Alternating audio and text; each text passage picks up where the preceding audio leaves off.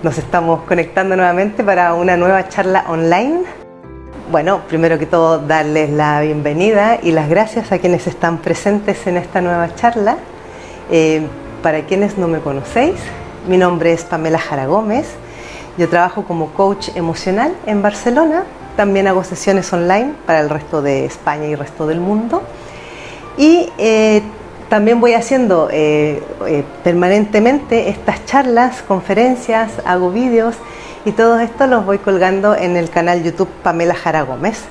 La idea de estas charlas y conferencias que hacemos es compartir todos los aprendizajes y todas las cosas que yo he ido descubriendo tanto a lo largo de mi vida por experiencias propias como por todo lo que he ido estudiando y lo que he ido observando a lo largo de mi trabajo como coach emocional, con cómo se comportan las personas cuando tienen emociones que están de alguna manera bloqueando o están actuando de manera inconsciente, ¿ya? Porque finalmente todo lo que nos pasa en la vida, todo lo que experimentamos, vivimos y cómo nos comportamos, siempre está movido desde el fondo de nuestro inconsciente por emociones que están ahí de alguna manera marcando una pauta, ¿ya?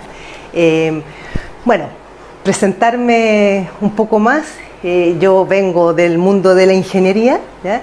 Me titulé como ingeniera en información y control de gestión.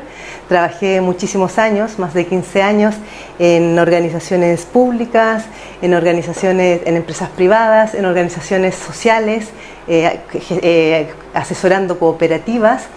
Y durante todos los largos años de mi vida, de ir trabajando siempre con personas y con colectivos humanos, lo que me di cuenta que era lo que más se repetía siempre eran los conflictos entre las personas que dificultaban que ciertas tareas o ciertas cosas se pudieran desarrollar de mejor manera, porque las personas cuando estaban con dificultades a nivel emocional, con problemas personales, con problemas en la familia, nos guste o no, todo eso se traspasa y se lleva a los otros ámbitos de nuestra vida. En este caso, como yo esto lo observaba desde el mundo laboral, se repercutía en las labores que tenían que desarrollar en la empresa.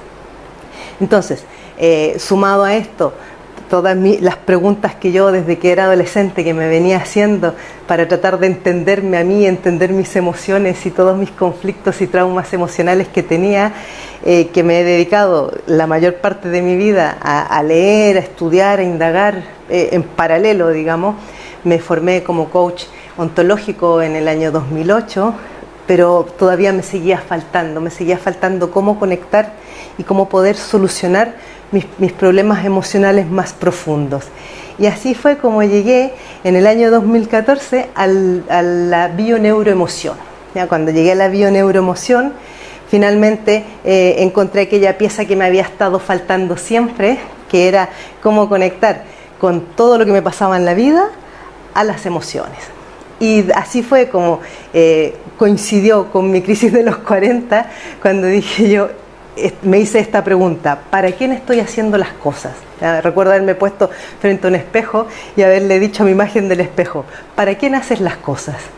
Y en ese conflicto de darme cuenta de que llevaba muchísimos años de mi vida haciendo las cosas para cualquier otro, menos para mí, para llevar a cabo mis sueños y lo que yo siempre había querido hacer, que era trabajar y ayudar a otros a resolver sus conflictos emocionales, todo lo que me había costado a mí resolverlos, fue que dije, pues vale, ya es el momento ahora. Me empecé a formar en la bioneuroemoción y cuando ya estuve más o menos preparada, dije, pues ya toca, es la hora de darle vuelta a mi vida y de reinventarme.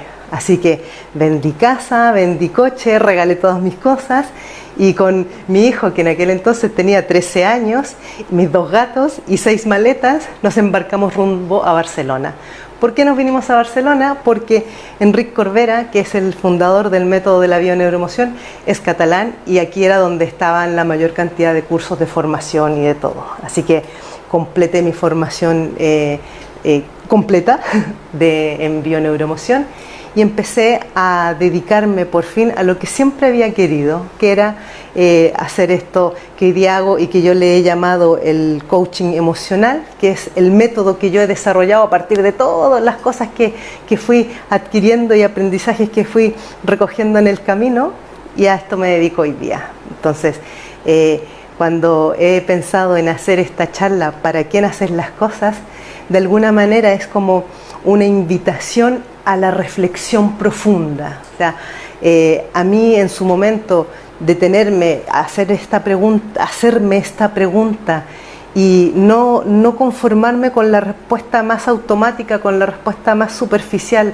sino que indagar más profundo, me permitió darme cuenta cómo me había estado moviendo la mayor parte de mi vida, y dije yo, es que no quiero seguir por ahí. Yo hoy día me encuentro trabajando con muchas personas en sesiones individuales que están teniendo estas mismas crisis, ¿ya? O sea, esto de decir, estoy haciendo cosas que no me gustan, estoy haciendo cosas que en el fondo no me apetecen, pero las sigo haciendo. Entonces yo en las sesiones habitualmente pregunto, ¿y para quién haces las cosas? Porque como para mí es una pregunta muy simbólica y es muy interesante el efecto o el fenómeno que se puede observar en la cara de la persona cuando tú haces esa pregunta, porque muchas veces se quedan así como, ¿qué? ¿Qué has dicho? Perdona, ¿qué me has preguntado? Es como que quedan entre desconcertadas y confundidas, ¿ya? Entonces yo cuando la persona queda como desconcertada o confundida digo, muy bien, podemos empezar a entrar en esa línea. ¿Qué es lo bonito de esto? Que no se trata de preguntarnos y de darnos cuenta para luego machacarnos, ¿ya? Sino que es darnos cuenta de cómo nos hemos movido hasta ahora y volver a preguntarnos, ¿quiero seguir por ahí? ¿Ya? ¿Por dónde empieza o desde dónde nos viene esto del hacer las cosas por y para otros? Desde la infancia. Yo siempre digo que casi todas las cosas que a nosotros nos pasan en la vida, todas las cosas que tenemos como grabadas en nuestro disco duro, las traemos desde que nacemos, ¿ya? Tanto desde el vientre de mamá, como luego todo lo que se va forjando a lo largo de nuestro crecimiento, desde nuestra primera infancia, desde que nacemos, hasta la adolescencia, mayoritariamente, porque de la adolescencia en adelante ya todo lo demás es seguir el patrón o seguir en el programa que ya se nos instaló antes. Y cómo aprendemos a hacer las cosas por y para otros, pues nosotros vivimos en una sociedad donde por generaciones y generaciones se nos ha enseñado y se nos ha entrenado en el culto a la obediencia a la autoridad.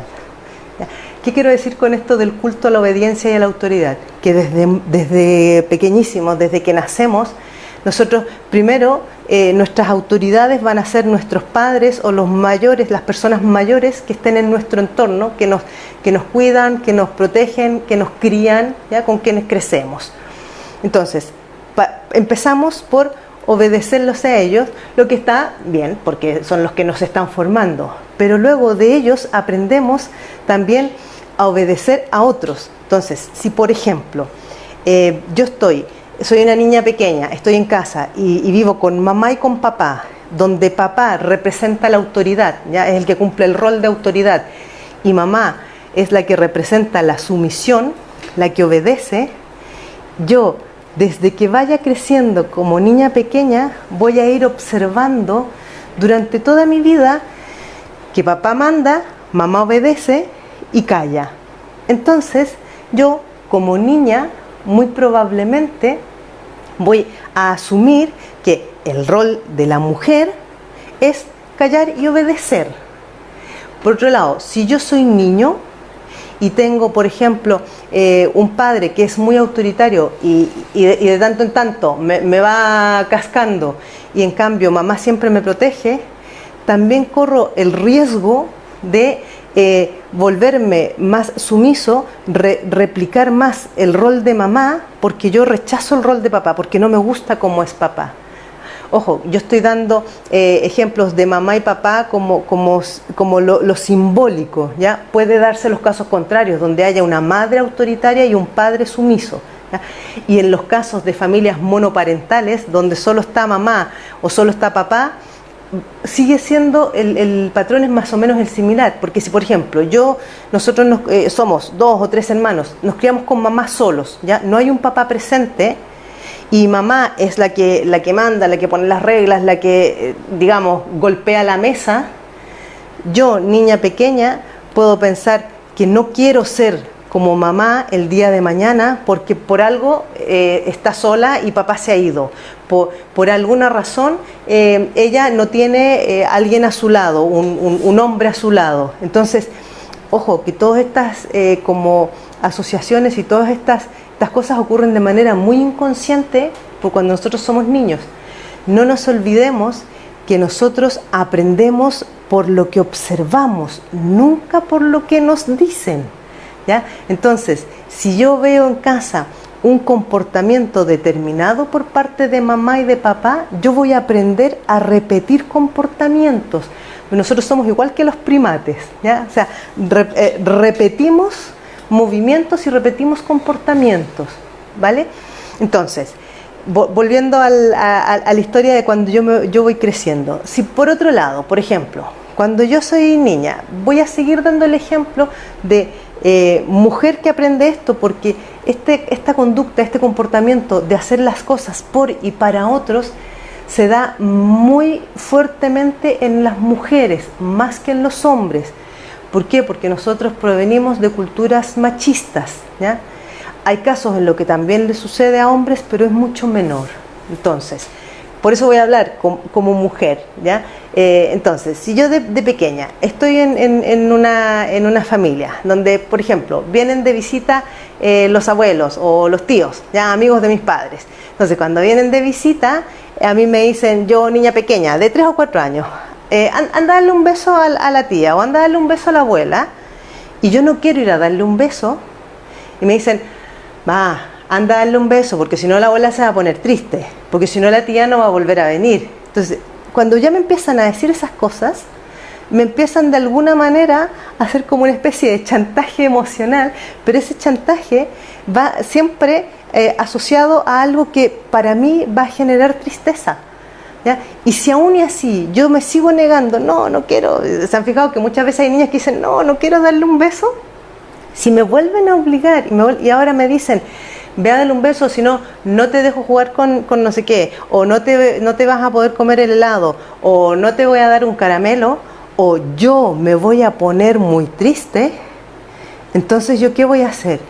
Voy a obedecer, voy a hacer lo que me están diciendo, pero en ese instante a mí lo que me están enseñando es que mi voluntad y mis deseos están por debajo de la voluntad de la autoridad, ¿ya? Vuelvo a usar el concepto de la autoridad. Entonces, ¿qué pasa? Que esto, repetido muchas veces en mi infancia, va calando y va dejando una huella indeleble en mi cerebro y en mi memoria emocional. Si esto sigue repitiéndose cuando yo ya voy siendo más grandecita, entonces, si por ejemplo un día yo estoy haciendo alguna cosa y me dicen, ve a hacer tal otro, y yo en ese instante estoy ocupada con algo que me importa a mí, pero yo estoy ocupada y me mandan a hacer otra cosa, entonces yo digo, ya voy, o ya voy luego, y me llega la voz de autoridad de, ve y hazlo ahora. Entonces yo digo, pero dame un momento o dame unos minutos, y me vuelven a decir, hazlo ahora porque te lo estoy diciendo yo, o si no, y viene en la coletilla de cuál va a ser el castigo o de cuál va a ser la consecuencia de que yo no obedezca.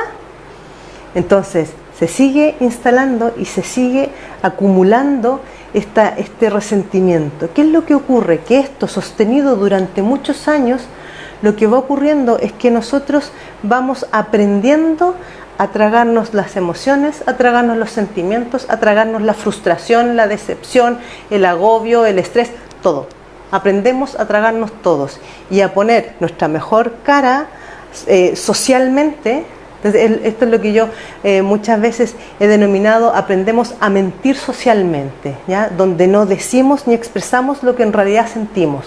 ¿Por qué? Porque durante todo nuestro entrenamiento de la infancia aprendimos que no tienes que hacer ni decir cosas que incomoden o molesten o fastidien al otro, ¿ya? Sobre todo cuando ese otro representa autoridad. ¿Qué pasa? Yo voy a salir del colegio, voy a entrar o no a estudiar en una formación superior, y cuando empiece a trabajar, ¿quién va a representar la figura de autoridad? El jefe o la jefa.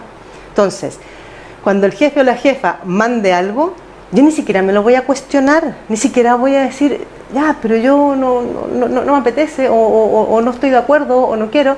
Voy a agachar la cabeza y voy a obedecer, ¿ya? ¿Por qué? Porque he tenido un intenso entrenamiento en obediencia a la autoridad, ¿ya? Luego, voy a seguir en la línea de vida, me voy a emparejar, me voy a vivir con mi pareja, y sigo hablando en el caso de la mujer.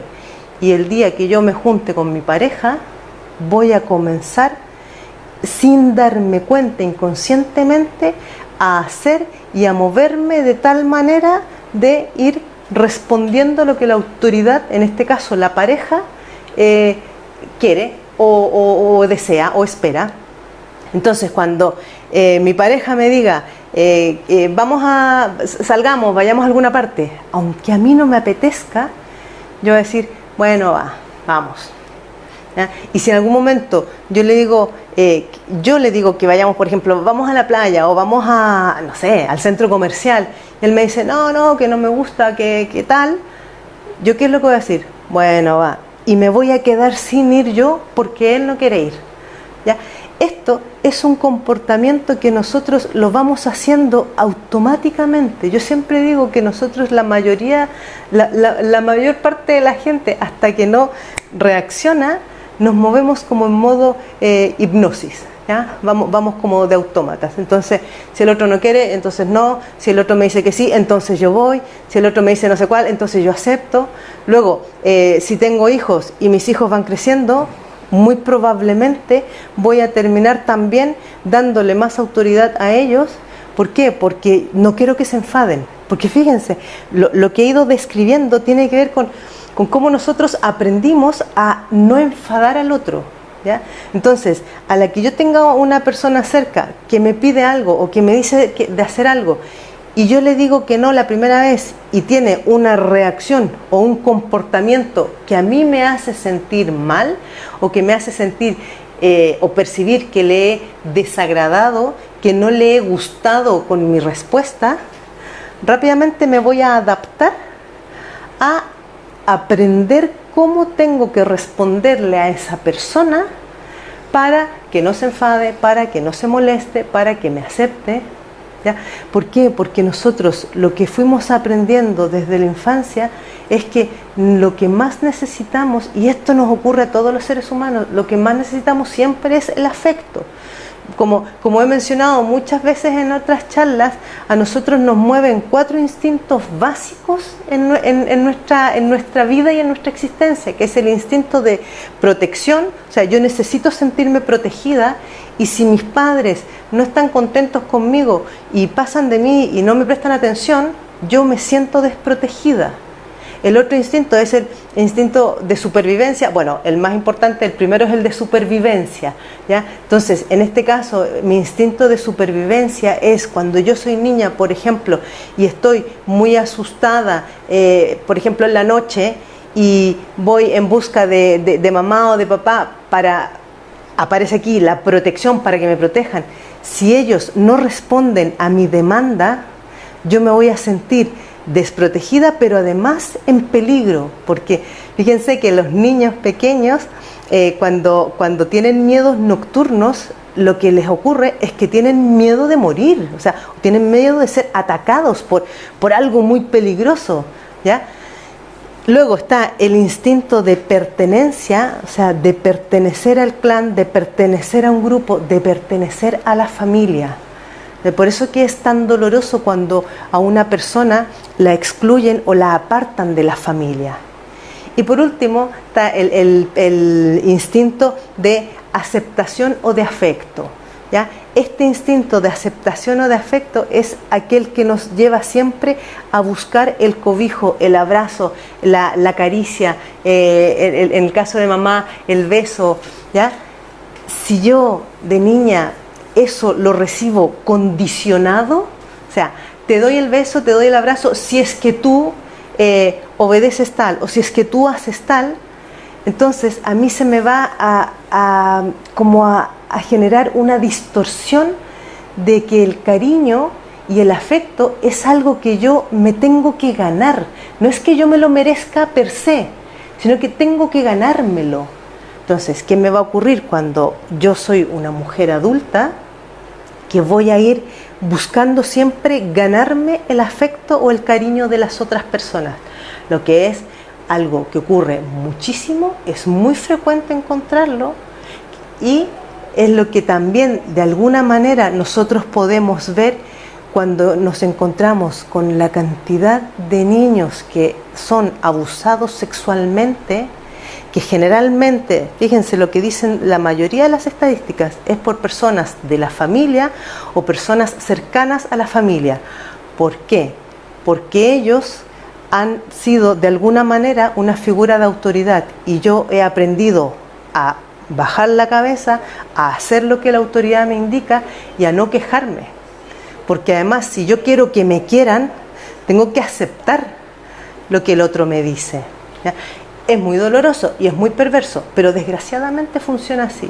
Por eso yo siempre que puedo y que tengo la oportunidad, cuando hablo con madres de niñas pequeñas, siempre le digo, no obliguen nunca a sus hijas y a sus hijos a darle besos a otras personas si no quieren hacerlo. ¿Ya? Que no pasa nada si no lo hacen.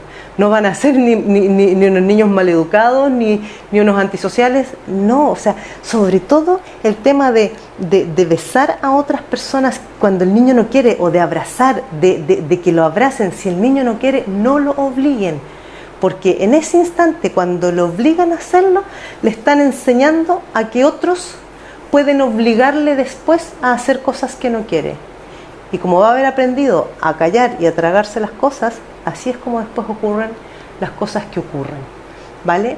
Entonces, volviendo a esta historia, nosotros nos encontramos de adulta que estamos haciendo las cosas porque el jefe lo pide. Estamos en casa haciendo no sé qué porque la pareja lo desea así, o porque los hijos quieren no sé cuál. Y nos encontramos de repente un día, porque generalmente esto nos viene a las mujeres cuando ya hemos pasado unos cuantos años, generalmente es cercano a los 40, ¿ya? Hay algunas que les viene antes, ¿ya? O sea, es una maravilla las que les llega antes como cuestionarse y como decir, pero ¿por qué estoy haciendo estas cosas? ¿Para qué las estoy haciendo? Entonces, cuando os encontréis en esta situación de ver que lo que estáis haciendo en el fondo no os apetece, no es lo que quisierais hacer, no es algo que incluso os haga sentir bien, es detenerse y decir, vale, ¿y para quién lo estoy haciendo? ¿Qué es lo que estoy esperando conseguir? Porque siempre que yo hago algo que no me apetece, es porque detrás de eso hay un deseo o una necesidad consciente o inconsciente de ser aceptada, de ser querida, de ser valorada, de ser vista, o sea, de ser considerada. Entonces, si lo que me está pasando me sucede con mi jefe o con mi jefa, observar ¿qué pasa si yo no hago lo que él o ella me pide? ¿Ya? Porque, claro, distinto es que me diga, oye, tienes que presentar un informe y no sé cuál, vale, pero siempre, fíjate que siempre yo puedo encontrar dónde está mi beneficio o mi ganancia subsidiaria, por así decirlo. Si para mí yo tengo claro que el presentar no sé, este informe o el presentar un proyecto que me va a significar trabajar el fin de semana o en horas extra, pero presentarlo me va a reportar a mí algún beneficio, sea que, no sé, me den alguna bonificación o incluso una felicitación o un reconocimiento de algún otro tipo, si a mí eso me va bien, pues no hay problema. Lo importante de esto es hacerlo conscientemente, ¿ya? No aquello, no, lo hago porque el jefe dijo. Sí, cuando la respuesta es así de rápida y automática, es que no estás siendo consciente de lo que estás haciendo. O sea, puedes seguir haciendo lo mismo, pero hacerlo consciente, ¿ya? Porque si de pronto te das cuenta de que estás haciendo permanentemente cosas que te generan contrariedad, que te generan frustración, que te generan estrés, y no hay nada que te reporte algo de bienestar a ti, eso a la corta o a la larga va a petar por alguna parte, ¿ya? Y muchas veces peta con que se te desarrolla o algún tipo de enfermedad o algún tipo de sintomatología que termina saliendo con baja y te puedes tirar 2, 3, 4 meses con baja. Pero el problema de cuando uno sale con una baja del trabajo por estrés, por agobio, porque te sientes de alguna manera como acosada laboralmente, quedarte en casa no te va a servir de nada, no te ayuda en nada, porque es casi peor, porque cuando nosotros nos vamos a casa, fíjense lo que nos ha pasado estos últimos meses que hemos tenido que pasar gran tiempo confinados, encerrados en casa. El traca-traca de la cabeza es imparable. Entonces nos empezamos a comer la cabeza y empezamos a alimentarnos aún más de pensamientos más machacadores, más tóxicos, nos vamos culpabilizando aún más, porque claro, en la tranquilidad de estar en casa con una baja laboral, empiezo a darle vuelta, claro, y si lo hubiera dicho, y si no hubiera hecho, y si hubiera actuado de tal otra manera, y empezamos y alimentamos, y eso no nos lleva a ninguna parte saludable, ¿ya? Y con eso el riesgo que tenemos de seguir prolongando nuestra enfermedad es muy grande. Si más encima yo tengo hijos y mis hijos ven que mi respuesta ante la presión de la autoridad es enfermarme, adivinen qué es lo que van a aprender mis hijos también, ¿ya? Repito, los hijos aprenden de los comportamientos que observan en casa, no de lo que mamá o papá diga, ¿vale? Con lo cual, si yo estoy haciendo cosas, por otro lado, si estoy haciendo cosas para o por mi pareja o por mis padres, por ejemplo, la clásica situación donde cada semana yo digo, esta semana tengo que ir a ver a mi madre. O sea, ya solo con el con el gesto, con el tono de voz, es clarísimo que no me apetece ir a ver a mi madre. Porque si no, diría, este fin de semana voy a ver a mamá. ¿Ya? O sea, cambia completamente. Pero si yo estoy, este fin de semana me toca ir a ver a mi madre, que además me toca o tengo que o debo de, o sea, en ese instante vuelvo a decir, detente, frena y observa. ¿Para qué estás yendo a ver a tu madre si no te apetece? Esta es una de las preguntas que yo más he visto, más he tenido en sesiones trabajando con otras personas, donde cuando yo pregunto, ¿y para qué vas si no quieres? ¿O para qué vas si no te apetece? Entonces la respuesta más frecuente es, porque no me queda otra, porque tengo que ir, porque si yo no voy, no va nadie. Entonces yo digo, ¿y no tienes más hermanos? Sí, bueno, pero nadie más está por ella o nadie más la va a ayudar. O sea, yo soy la única que voy, yo soy la única que la ayuda, yo soy la única que está ahí cuando necesita. O sea, si tú te encuentras en esa situación, en esa tesitura de estar siendo la única que está, la única que va, es cuando hay que volver a detenerse y decir, vale, ¿qué está pasando aquí para que yo sea la única que está yendo detrás de? Una de las cosas que yo más he observado, y esto lo he ido viendo del trabajo con las muchísimas personas que he trabajado a lo largo de estos años, es que siempre que hay una hija que sigue atendiendo a las demandas de mamá o de papá, aun cuando no ha recibido el cariño, cuando no ha recibido el reconocimiento, la valoración, el amor de mamá o de papá, y sigue yendo hasta el final y lo acompaña hasta el lecho de su muerte, es porque esa hija todavía tiene a su niña interior abandonada y sigue esperando que mamá un día le diga: hija, te quiero, hija, te valoro, hija, te respeto, hija, eres extraordinaria. Y tristemente, muy pocas veces he escuchado que eso suceda. Hasta ahora, con los casos que yo he trabajado, que no digo que no existan, ¿ya? Sin embargo, a mí en persona sí me ocurrió, ¿ya? Pues yo tuve durante muchos años muchos conflictos con mi madre y los trabajé. O sea, estuve 3 años trabajando para reparar mi relación con mi madre y finalmente tuve esa recompensa, por así decirlo. O sea, llegamos a reconciliarnos y a comprendernos, y yo llegué a comprenderla a ella, y desde ahí fue una reconciliación muy bonita. Yo por eso siempre, uno de los temas que más trabajo son las reparaciones con mamá, porque yo la pasé en carne propia. O sea, de venir de pasar por un periodo de estar más de un año sin hablarnos, sin saber nada de ella, sin querer saber nada de ella, así casi como sintiendo que la odiaba, a terminar abrazándole y diciéndole: eres la mejor madre que he tenido en la vida. Entonces, es muy bonito reparar, pero ojo, si estás yendo porque tengo que, porque debo de, porque mis hermanos no van. O sea, si te encuentras ahí, detente y mírate nuevamente. ¿Qué es lo que todavía estás esperando de mamá?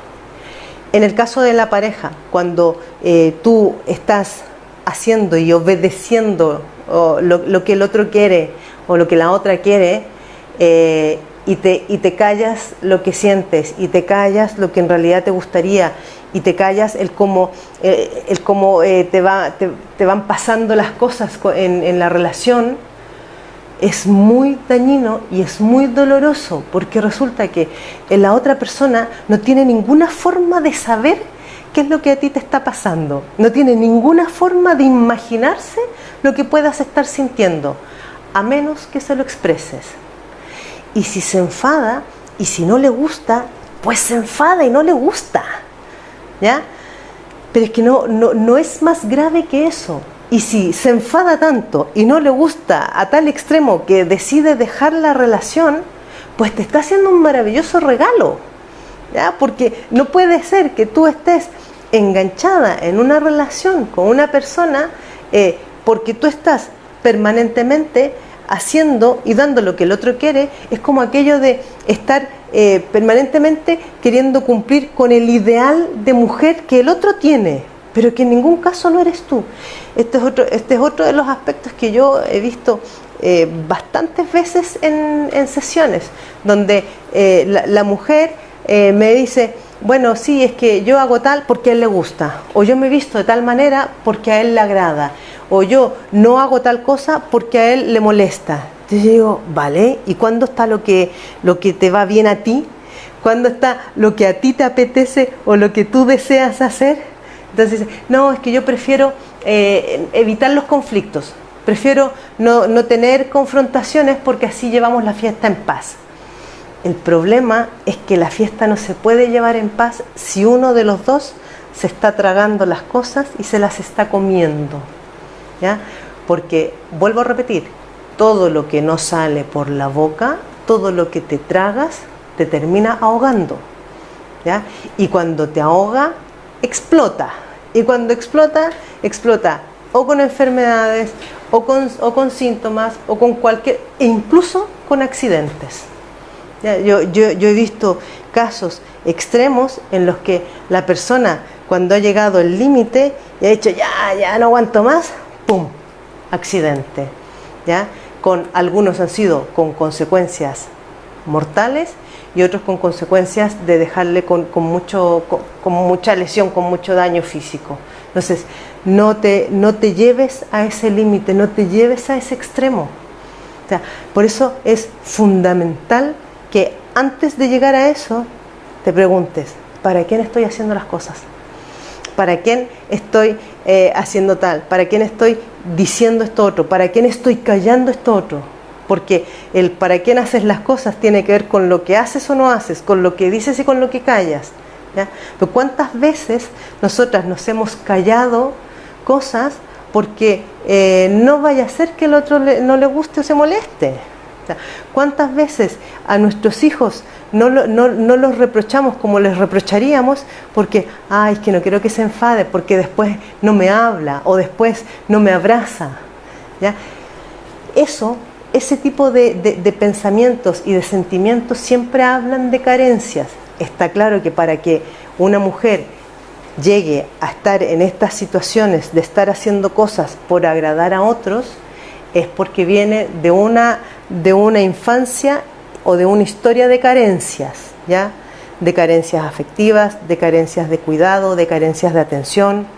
Si por ejemplo yo vengo de una familia donde éramos muchos hermanos y yo soy de las menores, muy probablemente para cuando yo llegué, si soy, no sé, la quinta por ejemplo, ya que mis padres se habían prácticamente olvidado de lo que era tener niños pequeños, y es muy frecuente encontrarse con que hermanos mayores terminan ocupándose más de los más pequeños que los padres, ¿ya?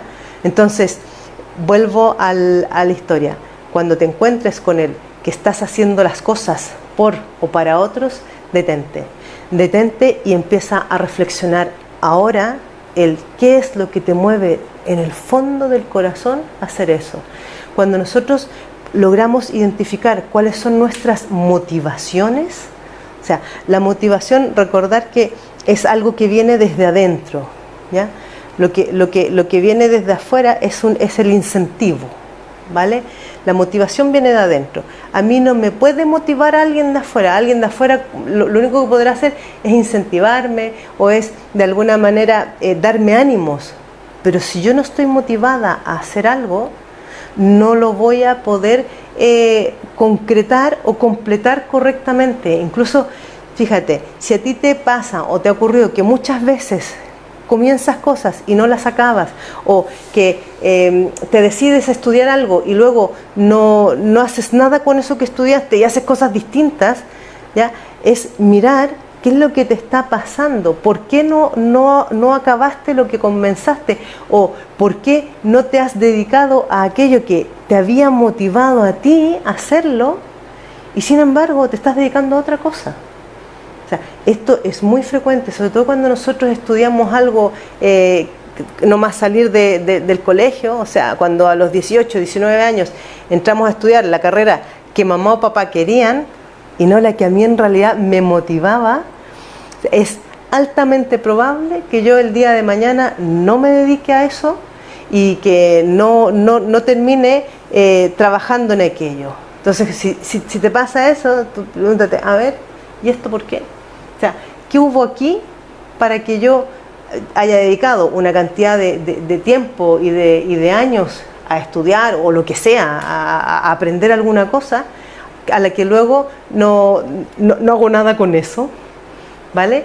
Entonces, bueno, todas estas preguntas son preguntas que vale la pena detenerse a reflexionarlas. Yo vuelvo a decir, os invito a detenerse y reflexionar profundamente sobre lo que estáis haciendo en vuestra vida hoy, para qué lo estás haciendo y qué os está moviendo a hacerlo o a dejar de hacer lo que estáis dejando de hacer, ¿ya?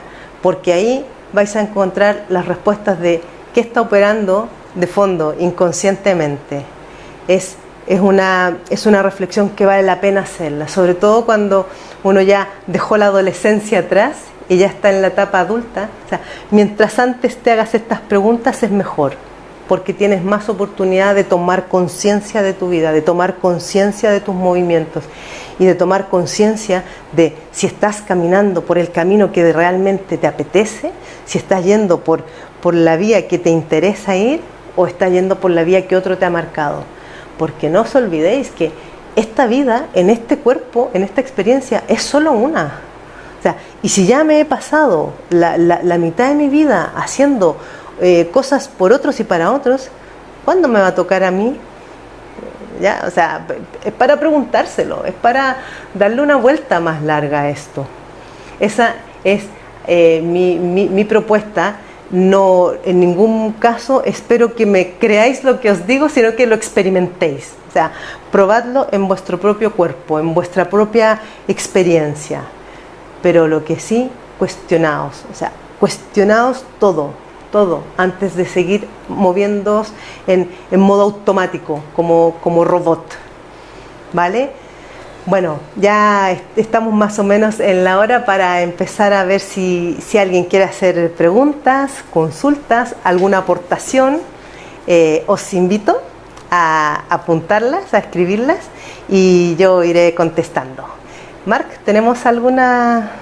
Sí, Eli González preguntaba ¿qué se puede hacer para dejar de ser sumiso?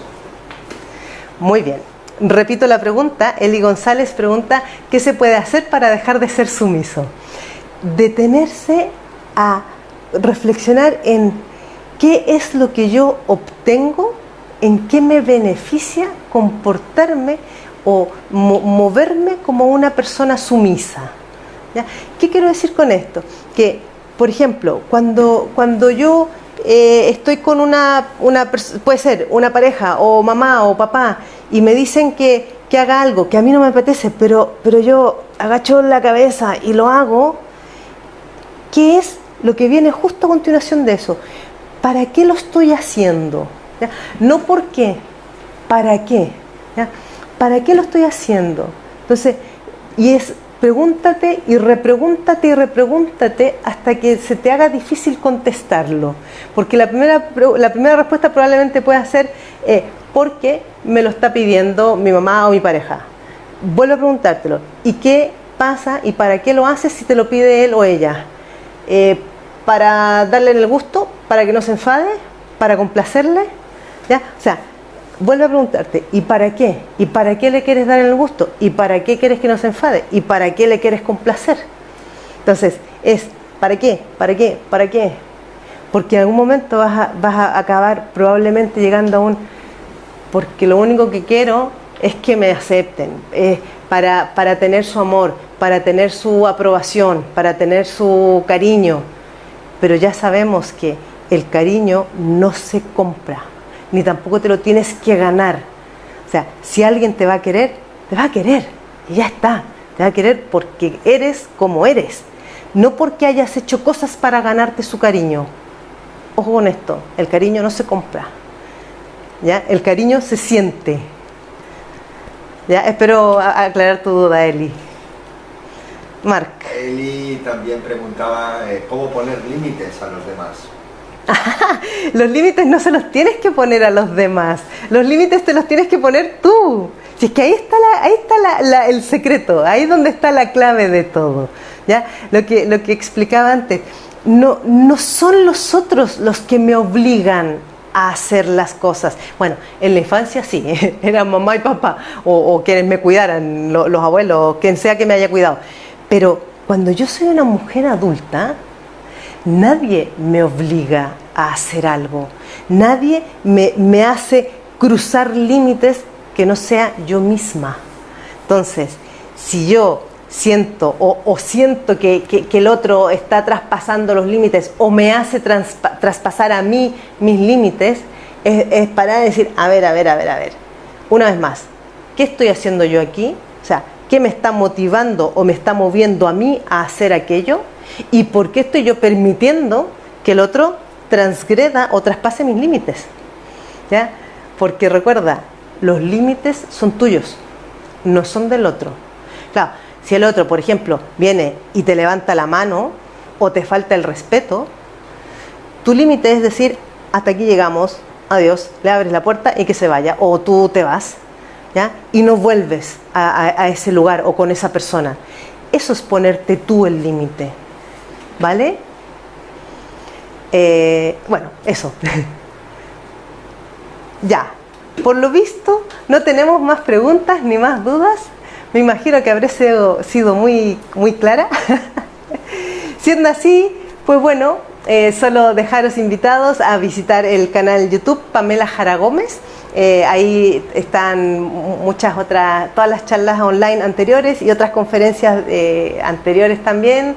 Hay también algunos videos con tips y cosas útiles. Y cualquier cosa que queráis me podéis contactar a través de las redes sociales, Facebook Pamela Jara Gómez o Instagram Pamela Jara Gómez. Y bueno, también a través de la página web pamelajaragomez.com. Así que muchas gracias nuevamente por haber estado presentes, por participar en esta charla online y nos vemos hasta la próxima. Chao.